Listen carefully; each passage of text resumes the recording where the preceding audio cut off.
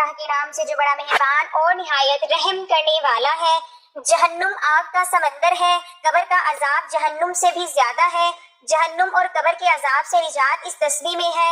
حضور صلی اللہ علیہ وسلم نے فرمایا، یہ تسبیح زیادہ سے زیادہ پڑھو، قبر ماں کی گود جیسی ملے گی، جہنم کی آگ اس پر حرام ہوگی۔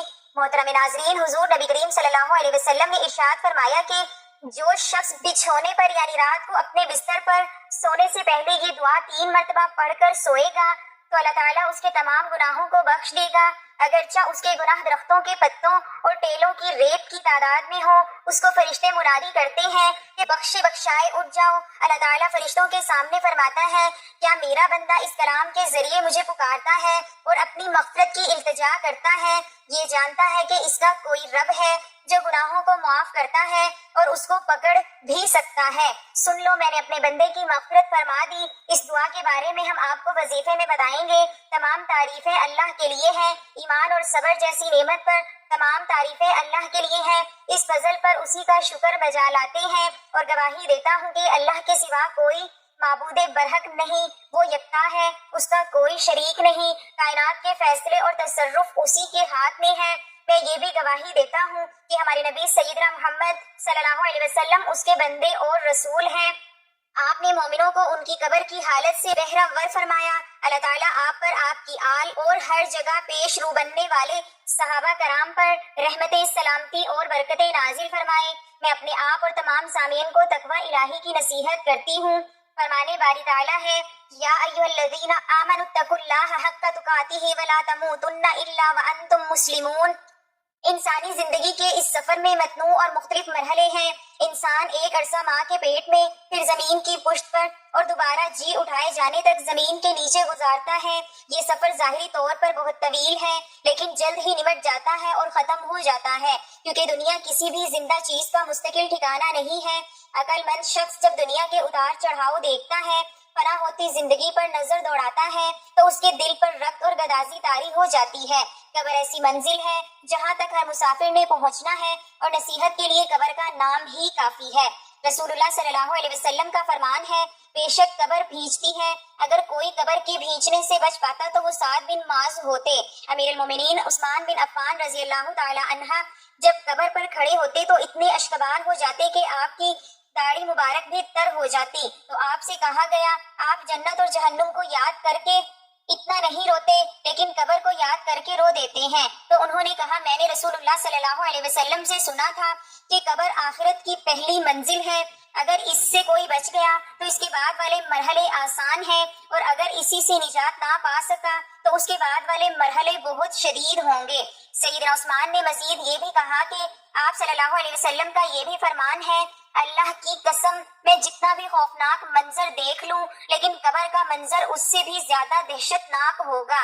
اور آخرت پر ایمان لانے کا مطلب یہ ہے کہ قبر کی حقیقت پر بھی ایمان ہو، نیک لوگوں کو قبر میں ملنے والی نعمتوں پر ایمان ہو، اور اہل معصیت میں سے عذاب کے مستحقین کے لیے عذاب ملنے کا بھی ایمان ہو۔ آپ صلی اللہ علیہ وسلم کا فرمان ہے کہ اگر یہ خدشہ نہ ہوتا کہ تم مردوں کو دفن کرنا ہی چھوڑ دو گے، میں اللہ سے دعا کرتا ہوں کہ تمہیں وہ عذاب قبر سنا دے جو میں سنتا ہوں۔ حصول عبرت کے لیے قبرستان جانا سنت اور عبادت ہے۔ قبرستان جانے والے کو اپنے آبا اور اجداد کی یاد آتی ہے، اور اسے یقین ہو جاتا ہے کہ وہ بھی انہی کی طرح قبر میں جانے والا ہے، اور وہاں سے اس سے بھی سوالات ہوں گے۔ رسول اللہ صلی اللہ علیہ وسلم کا فرمان ہے، قبرستان جایا کرو، بے شک یہ تمہیں آخرت یاد دلاتے ہیں۔ جس وقت انسان کو قبر میں دفن کر دیا جاتا ہے، اس کے اہل خانہ سامان وغیرہ کے ساتھ واپس ہو جاتے ہیں، تو مردے سے ملاقات کے لیے سب سے پہلے 2 فرشتے امتحان کی غرض سے آتے ہیں۔ رسول اللہ صلی اللہ علیہ وسلم کا فرمان ہے، بے شک میت کو جب قبر میں رکھا جاتا ہے تو واپس جاتے ہوئے لوگوں کی جوتیوں کی آواز سنتا ہے۔ اگر میت مومن ہو تو نماز اس کے سر کے پاس کھڑی ہو جاتی ہے، روزہ دائیں جانب کھڑا ہو جاتا ہے، زکوٰۃ بائیں جانب، اور صدقہ، دعا سمیت لوگوں کا تعاون وغیرہ جیسے رفاہی کام اس کے پاؤں کی جانب کھڑے ہو جاتے ہیں۔ پھر میت کے سر کی جانب سے آنے کی کوشش کی جاتی ہے، لیکن نماز کہتی ہے میری طرف سے داخلہ ممکن نہیں۔ پھر دائیں جانب سے آنے کی کوشش کی جاتی ہے، تو روزہ کہتا ہے میری جانب سے داخلہ ممکن نہیں۔ پھر اس کے بائیں جانب سے آنے کی کوشش کی جاتی ہے، تو زکوٰۃ کہتی ہے میری طرف سے داخلہ ممکن نہیں تو پھر اس کے قدموں کی جانب سے آنے کی کوشش کی جاتی ہے، لیکن صدقہ دعا سمیت لوگوں کا تعاون وغیرہ جیسے رفاہی کام کہتے ہیں یہاں سے داخلہ ممکن نہیں، تو پھر میت سے کہا جاتا ہے بیٹھو تو میت بیٹھ جاتی ہے اور اسے سورج کا منظر ایسے دکھائی دیتا ہے کہ وہ غروب ہو رہا ہے۔ اسے کہا جاتا ہے کہ تمہاری طرف یہ جو شخص آیا تھا اس کے بارے میں تم کیا کہتے ہو اور تم اس کے بارے میں کیا گواہی دیتے ہو؟ تو وہ کہتا ہے مجھے چھوڑ دو، میں نماز پڑھ لوں۔ تو وہ کہتے ہیں تم پڑھ لو گے، پہلے ہمیں ہمارے سوال کا جواب دو، تمہاری طرف یہ جو شخص آیا تھا اس کے بارے میں تم کیا کہتے ہو اور تم اس کے بارے میں کیا گواہی دیتے ہو؟ تو وہ کہتا ہے وہ محمد ہیں اور میں گواہی دیتا ہوں کہ وہ اللہ کے رسول صلی اللہ علیہ وسلم ہیں، آپ اللہ کی جانب سے حق لے کر آئے۔ اس پر فرشتے کہتے ہیں تم ساری زندگی اسی پر قائم رہے اور اسی پر تمہاری وفات ہوئی، انشاءاللہ اسی پر تمہیں اٹھایا جائے گا۔ پھر اس کے لیے جنت کے دروازوں میں سے ایک دروازہ کھول دیا جاتا ہے اور کہا جاتا ہے یہ جنت میں تمہاری جگہ ہے اور وہ کچھ ہے جو اللہ نے تیرے لیے تیار کیا ہے۔ تو وہ بہت زیادہ خوشی اور مسرت محسوس کرتا ہے۔ پھر اس کے لیے جہنم کا ایک دروازہ کھول کر کہا جاتا ہے اگر تم اللہ کی نافرمانی کرتے تو یہ جہنم میں تمہاری جگہ اور وہ کچھ ہے جو اللہ نے تیرے لیے تیار کر رکھا تھا۔ تو وہ بہت زیادہ خوشی اور مسرت محسوس کرتا ہے۔ پھر اس کے لیے قبر کو 70 ہاتھ تک فراخ کر دیا جاتا ہے، قبر کو منور کر دیا جاتا ہے اور اس کا جسم ویسے ہی لوٹایا جاتا ہے جیسے وہ شروع میں تھا۔ اس کی روح کو پاکیزہ پرندوں میں شامل کر دیا جاتا ہے۔ یہ پرندے جنت کے درختوں میں رہتے ہیں۔ یہی اللہ تعالیٰ کے فرمان کا مطلب ہے یثبت اللہ الذین آمنوا بالقول الثابت فی الحیات الدنیا وفی الآخرہ۔ اللہ تعالیٰ ایمان لانے والوں کو قول ثابت کے ذریعے دنیا اور آخرت کی زندگی میں ثابت قدم بناتا ہے، اور جب کافر کے سر کی جانب سے آنے کی کوشش کی جاتی ہے تو کوئی چیز مانع نہیں ہوتی، پھر دائیں جانب سے اس کے پاس آیا جاتا ہے تو کوئی چیز رکاوٹ نہیں بنتی، پھر بائیں جانب سے آیا جاتا ہے تو کوئی رکاوٹ نہیں آتی، پھر قدموں کی جانب سے آیا جاتا ہے تو کچھ رکاوٹ نہیں ہوتی، پھر اسے کہا جاتا ہے اٹھ کر بیٹھو تو وہ رعب اور دہشت کی حالت میں اٹھ کر بیٹھ جاتا ہے۔ اسے کہا جاتا ہے تمہارے ہاں یہ جو شخص تھا اس کے بارے میں تم کیا کہتے ہو اور تم اس کے بارے میں کیا گواہی دیتے ہو؟ تو وہ کہتا ہے کون سا شخص؟ اسے اس کا نام ہی معلوم نہیں ہوتا۔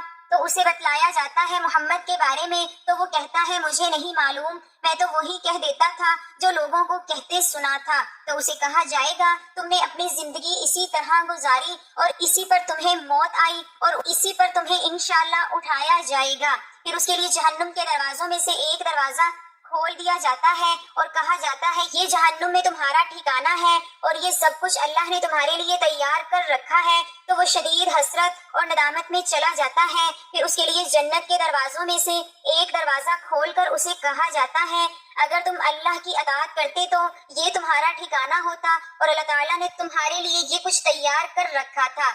اس سے اس کی حسرت اور ندامت مزید بڑھ جائے گی اور پھر قبر تنگ ہونا شروع ہو جائے گی یہاں تک کہ اس کی پسلیاں آپس میں داخل ہو جائیں گی، اور یہی وہ تنگ زندگی ہے جس کے بارے میں اللہ تعالیٰ نے فرمایا اور جو میرے ذکر سے اعراض کرے تو اس کے لیے تنگ زندگی ہے اور ہم اسے روز قیامت اندھا کر کے اٹھائیں گے۔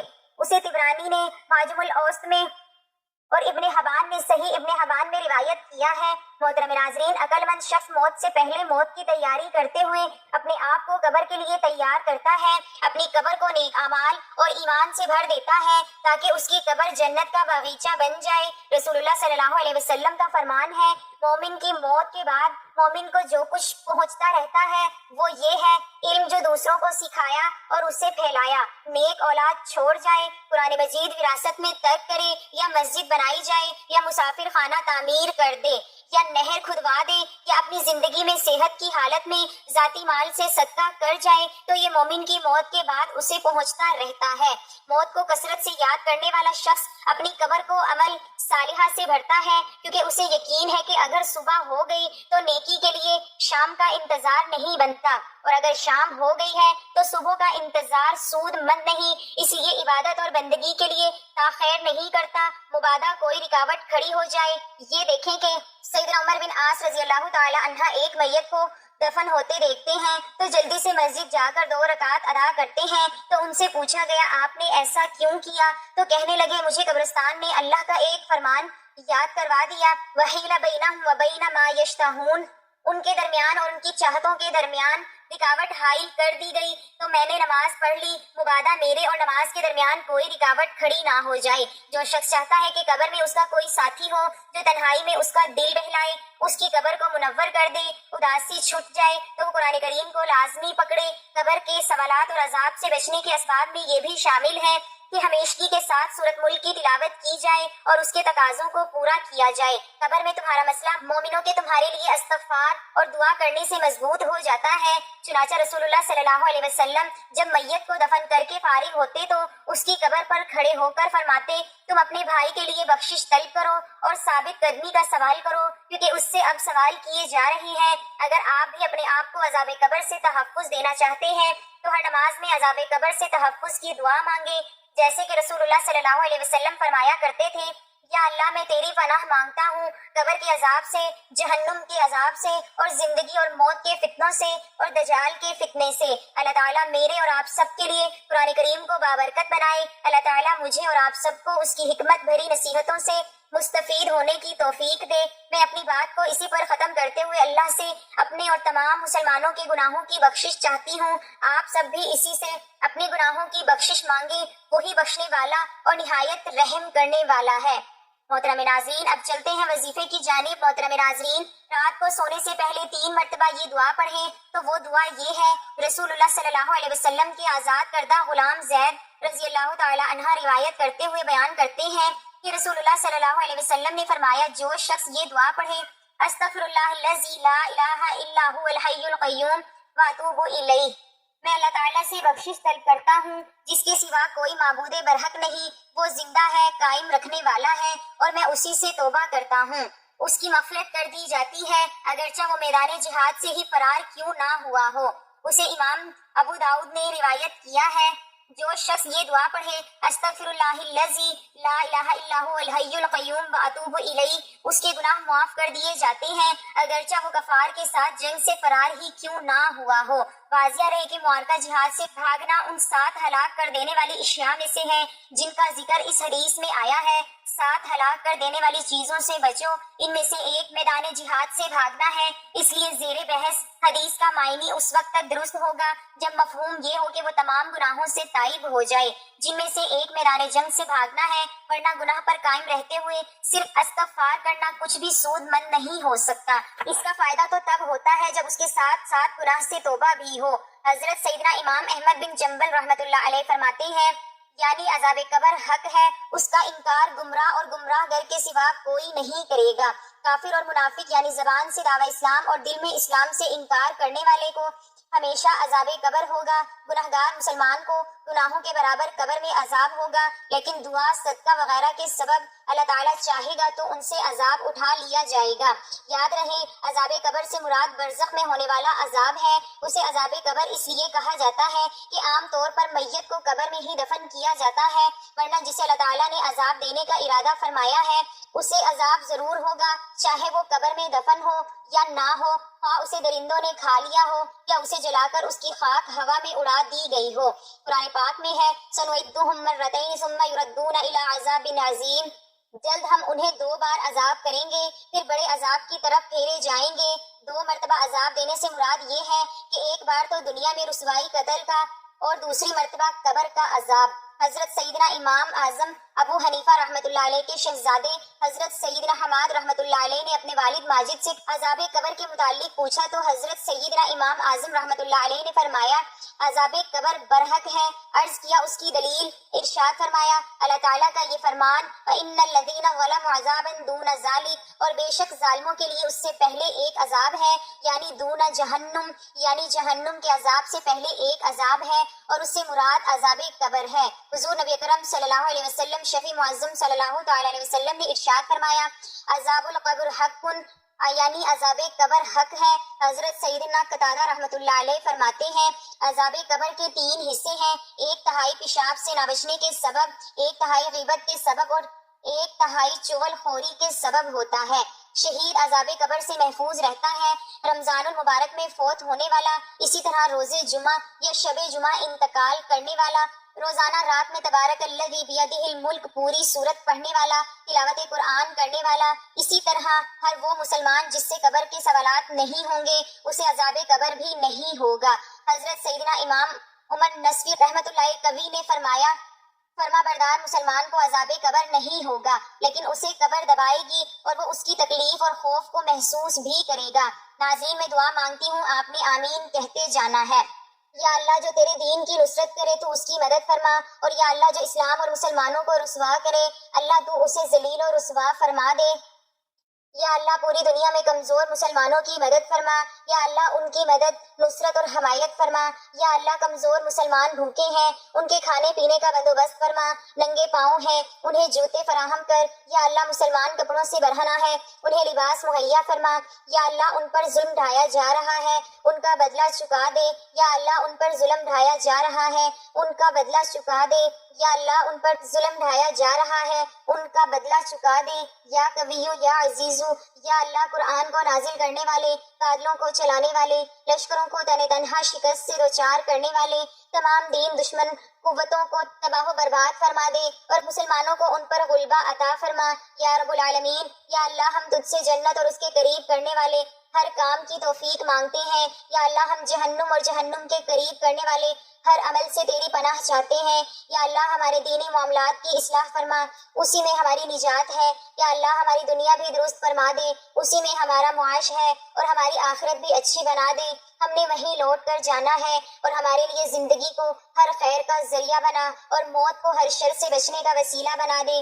یا رب العالمین، یا اللہ ہم تجھ سے ہدایت، تقوی، عفت اور تو نگری کا سوال کرتے ہیں۔ یا اللہ ہم تجھ سے شروع سے لے کر آخر تک، ابتدا سے انتہا تک، اول تا آخر، ظاہری اور باطنی ہر قسم کی جامعہ بھلائی مانگتے ہیں، نیز تجھ سے جنتوں میں بلند درجات کے سوالی ہیں۔ یا اللہ ہماری مدد فرما، ہمارے خلاف کسی کی مدد نہ فرما۔ یا اللہ ہماری مدد فرما، ہمارے خلاف کسی کی مدد نہ فرما۔ یا اللہ ہمارے حق میں تدبیر فرما، ہمارے خلاف نہ ہو۔ یا اللہ ہماری رہنمائی فرما اور ہمارے لیے راہ ہدایت پر چلنا بھی آسان فرما۔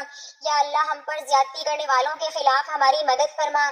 یا اللہ ہمیں تیرا ذکر، شکر، تیرے لیے مر مٹنے والا، تیری طرف رجوع کرنے والا اور انابت کرنے والا بنا۔ یا اللہ ہماری توبہ قبول فرما، ہماری کوتاہیاں معاف فرما، ہماری حجت کو ٹھوس دے اور ہمارے سینوں کے میل کچیل نکال باہر فرما۔ یا رب العالمین، یا اللہ ہم تیری نعمتوں کے زوال، تیری طرف سے ملنے والی عافیت کے خاتمے، تیری اچانک پکڑ اور تیری ہمہ قسم کی ناراضی سے تیری پناہ چاہتے ہیں۔ یا رب العالمین، یا اللہ ہمارے اگلے پچھلے، خفیہ، اعلانیہ اور جن گناہوں کو تو ہم سے بھی زیادہ جانتا ہے ان سب گناہوں کو معاف فرما دے۔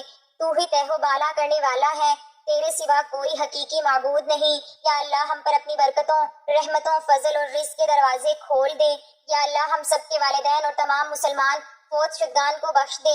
یا اللہ تمام فوت شدگان پر رحمت فرما، تمام مریضوں کو شفا یاب فرما اور ہمارے معاملات سنوار دے۔ یا قویو یا عزیزو، یا اللہ ہمارے حکمران کو تیرے پسندیدہ کام کرنے کی توفیق عطا فرما۔ یا اللہ ان کی تیری رضا اور رہنمائی کے مطابق توفیق عطا فرما۔ یا رب العالمین، یا اللہ ان کے ولی عہد کو ہر خیر کے کام کی توفیق عطا فرما۔ یا ارحم الراحمین، یا اللہ تمام مسلمان حکمرانوں کو کتاب و سنت کے نفاذ کی توفیق عطا فرما۔ یا رب العالمین، ربنا ظلمنا انفسنا وان لم تغفر لنا وترحمنا لنکونن من الخاسرین۔ ہمارے پروردگار، ہم نے اپنے آپ پر ظلم کیا، اگر تو نے ہمیں معاف نہ کیا اور ہم پر رحم نہ کیا تو ہم بہت نقصان اٹھانے والوں میں سے ہو جائیں گے۔ اے ہمارے پروردگار، ہمیں بھی بخش دے اور ہمارے ان بھائیوں کو بھی جو ہم سے پہلے ایمان لائے تھے، اور جو لوگ ایمان لائے ہیں ان کے لیے ہمارے دلوں میں کدورت نہ رہنے دے۔ اے ہمارے پروردگار، تو بڑا مہربان اور رحم کرنے والا ہے۔ ربنا آتنا فی الدنیا حسنۃ وفی الآخرۃ حسنۃ وقنا عذاب النار۔ ہمارے رب ہمیں دنیا اور آخرت میں بھلائی عطا فرما اور ہمیں آخرت کے عذاب سے محفوظ رکھ۔ اللہ تعالیٰ تمہیں عدل، احسان اور قرابت داروں کو امداد دینے کا حکم دیتا ہے اور بے حیائی، برے کام اور سرکشی سے منع کرتا ہے۔ وہ تمہیں اس لیے نصیحت کرتا ہے کہ تم اسے قبول کرو اور یاد رکھو، تم اللہ کا ذکر کرو، وہ تمہیں یاد رکھے گا، اس کی نعمتوں کا شکر ادا کرو، وہ تمہیں اور زیادہ عنایت کرے گا۔ اللہ کی یاد بہت ہی بڑی عبادت ہے اور اللہ تعالیٰ تمہارے تمام اعمال سے بخوبی واقف ہے۔ اللہ ہم سب کا حامی و ناصر ہو، آمین ثم آمین، جزاک اللہ۔